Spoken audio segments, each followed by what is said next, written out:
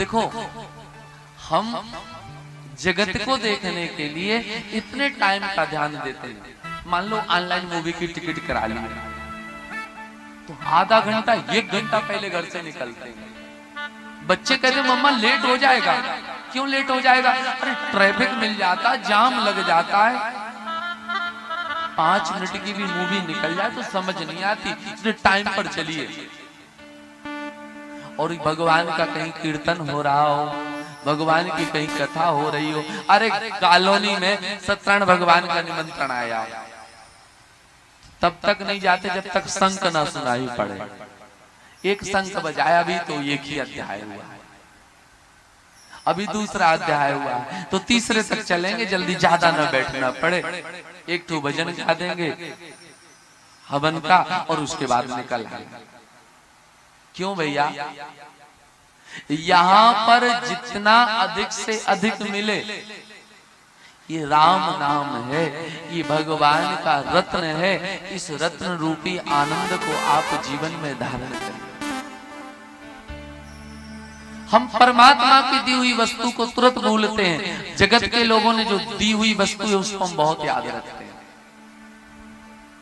देखो भैया, एक बिटिया का विवाह तय हुआ, विवाह अभी तय ही हुआ था, एंगेजमेंट भी नहीं हुई, केवल तय हुआ तो स्वामी जी ने एक नथनी भेज दी भेंट में, पहले गिफ्ट। नथनी आई तो पूरी सहेलियों को घूम घूम के दिखाए, सबको बताए कि होने वाले उन्होंने भेजी है। देखो अभी मिले नहीं जुले नहीं, तब भी हमें नथिया भेज दी। तो महात्मा वहीं पर बैठे सीताराम सीताराम कर रहे थे। एक बार सुने, 2 बार सुने, आधा घंटे से गुणानुवाद गाई जा रही है। महात्मा ने बिटिया को बुलाया, बेटा एक छोटी सी नथ मिली तुमको, तो उसका कितना गुण गा रही है। नथनी दीनी यार ने तो चिंतन बारंबार, और नाक दीन करतार ने तिसको दिया विसार। एक नथिया दिया तो इतना गा रहे हो, और नकिया ही न दिए होते तो नथिया कहां पहन लेते हो। जिसने नाक दी उसको तो याद करो, उसको तो कभी धन्यवाद दो, उसको तो कहो प्रभु आपकी बड़ी कृपा। हमारी समस्या क्या है? एक व्यक्ति गया डॉक्टर के यहाँ, और डॉक्टर क्या गया, डॉक्टर साहब मेरा पेट दर्द हो रहा है। अच्छा ठीक है, और क्या समस्या है? और सिर दर्द भी बहुत तेज हो रहा है। ठीक है, एक पेट दर्द की दवाई दी और सिर में लगाने के लिए विक्स क्रीम दे दी। व्यक्ति आया, आकर के वह भूल गया, उसने क्या किया, विक्स को घोल करके पी लिया और दवाई टेबलेट रगड़ने लगा माथे पर। अब ये पीड़ा बढ़ाएगा कि घटाएगा? ये पीड़ा तो बढ़ने वाली है। क्यों? लगाने वाली चीज को खा लिया है और खाने वाली चीज को लगा रहा है। भगवान ने जब हमको जगत में भेजा तो हमें भी 2 चीजें दी हो, एक दिल दिया, एक दिमाग दिया। भगवान ने कहा दिल मुझ में लगाना और दिमाग दुनिया में लगाना। हमने भी उस दवाई का गलत इस्तेमाल किया, दिल लगाया दुनिया में और दिमाग लगाया भगवान में। ऐसे थोड़ी भगवान होते हैं। इतना वजन करते हैं, बताओ हमारे बिटवा का पैर तोड़ दिए, ऐसे भगवान थोड़ी होते हैं। ये दिमाग लगाने लगे। भगवान कहते हैं भैया दिमाग से जगत को देखो और दिल से मुझे देखो। एक बच्चा था, इतना परिवार में आसक्त हुआ, विवाह नहीं हुआ था तब तक तो नाम संकीर्तन करता, भजन करता, महात्मा के यहाँ जाता। महात्मा जी से कहा महाराज जी हमारी शादी तय हो गई। महाराज जी ने कहा बहुत अच्छी बात है, परंतु अब ठीक है शादी तय हो गई तो समाज से अब तुम गए। सुना चला आया, और शादी हो गई तो कहा महाराज जी विवाह हो गया, काजू की बर्फी लाए आप भी पाइए। ठीक है, तुम अपने माँ बाप से गए। और कुछ दिन बाद आया तो कहा महाराज बेटा हुआ है। और बेटा हुआ तो महाराज जी ने कहा ठीक है अब तुम अपने आप से भी गए। तो गुस्सा गया। जब एंगेजमेंट हुई थी तो आपने कहा था आप जगत से चले गए। विवाह हुआ तो आपने कहा माता पिता से चले गए। बेटा हुआ तो आपने कहा कि अपने आप से चले गए। महाराज जी हम समझ नहीं पा रहे हैं आप कहना क्या चाह रहे हैं। महाराज जी ने कहा बेटा जब विवाह तय हो गया तो अब तुम दुनिया समाज के बारे में नहीं सोचोगे, अब उसी के बारे में सोचोगे। मेरा कहने का भाव ये था। और विवाह करके जब घर में ले आए तो अब ससुराल प्यार लगी जब तेरी पुरूप कुटुंब भये तब ते। धर्म पत्नी अंदर आई दरवाजे के, तरुणी प्रभुता गए है।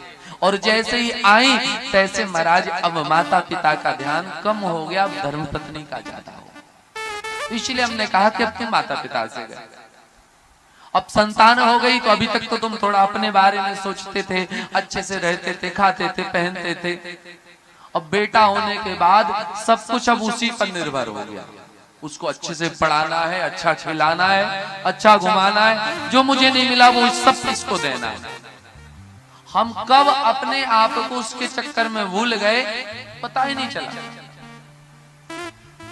महाराज जी आपकी इस बात से हम सहमत नहीं हैं। अरे हाँ सरकार, मेरा परिवार, मेरे माता पिता, मेरी पत्नी, समाज सब मुझे प्यार करता है। महाराज जी ने कहा तो सच देखना चाहते हो? हाँ महाराज सच दिखा ही दीजिए। तब आप उसे तो अभिमान था इस बात का, परिवार मेरा, समाज मेरी है, इनको तो मैं जब चाहे तभी मेरे लिए खड़े हो जाएंगे। कितने बार इन्होंने कहा कि जान दे देंगे आपके लिए। महात्मा ने एक योग सिखाया बेटे, बेटा यह जाकर के योग करना, इसके करने से होगा क्या, तुम्हारी श्वास रुक जाएगी, तुम्हारी नाड़ी नहीं चलेगी, लोग आला लेके चेक करेंगे तब भी पता नहीं पड़ेगा कि तुम जिंदा हो कि मर गए। अच्छा महाराज ऐसा चमत्कार? बिल्कुल। और गया चाय पानी किया, वो तो पढ़ाया था तो का सीने में दर्द हो रहा, थोड़ी देर दिखा करके अभिनय और बस सांस रोक के पड़ गया। हल्ला मच गया, महाराज डॉक्टर को बुलाओ। डॉक्टर ने आला लगा के चेक किया, महाराज प्राणपण उड़ के बचाना। अब रोना धोना मच गया पूरे तरफ। परिवार परेशान, माँ बाप परेशान, बच्चा परेशान, पत्नी परेशान। पिता ने कहा शरीर तो छूट ही गया है तो क्यों ना उन महाराज जी को बुला लिया जाए जिनके यहाँ रोज जाता था। तो महाराज जी के यहाँ भेजा एक लोगों को। महाराज जी तो पहले ही तैयार थे, 1 घंटे के अंदर अंदर बुलावा आएगा। तो महाराज जी अपना खड़ाऊ पहने चलते बने आए, आकर के पूछे क्या हुआ? महाराज जी आपके यहाँ से आए, चाय पानी पिए, पता नहीं फिर क्या हुआ, सीने में दर्द हुआ। और महाराज जी ने कहा कोई बात नहीं, हम देखते हैं। महाराज ने कहा शरीर तो छूट गया है परंतु मेरे पास ऐसी विद्या है, मैं मंत्र पढ़ करके फूंक दूंगा यदि ये जीवित हो सकता है। सबने कहा महाराज जी तब नेकी पूछ कर दीजिए ना सरकार। तो शुद्ध देसी गाय का दूध मंगाया जाए। दूध आ गया, दूध आया का एक तुलसी जी की लकड़ी लेकर के आओ। तुलसी की लकड़ी लेकर के आए, जल में दूध में घुमाए महाराज जी और कुछ देर मंत्र बुदबुदाए और कहे बच्चा ये दूध अभिमंत्रित हो गया है, अब इस दूध को जो पिएगा उसका तो शरीर छूट जाएगा, ये बच्चा खड़ा हो जाएगा। बस इतना ही चमत्कार है।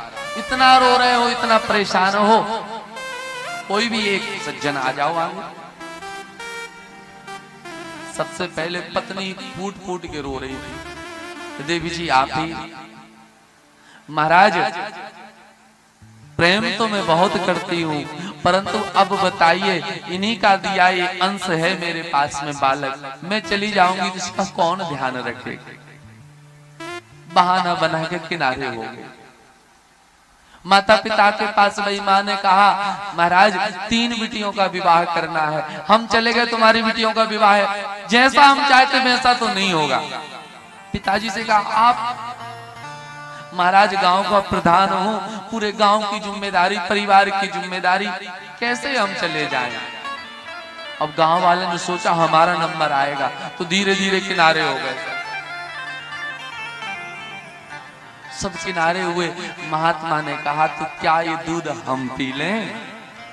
अरे महाराज, आपके आगे पीछे कोई नहीं है, आप पी लीजिए, इससे अच्छा क्या होगा? महात्मा जी आपका दिव्य भंडारा होगा, हर वर्ष इस पुण्य तिथि पे भंडारा करेंगे, 1000 ब्राह्मणों को भोजन कराएंगे, बड़ा सा तो आपकी समाधि स्थल बनाएंगे, पी लीजिए सरकार, पी लीजिए, पी लीजिए। महाराज जी ने कहा ठीक है। दूध कटोरा लेकर लीनी एक डकार।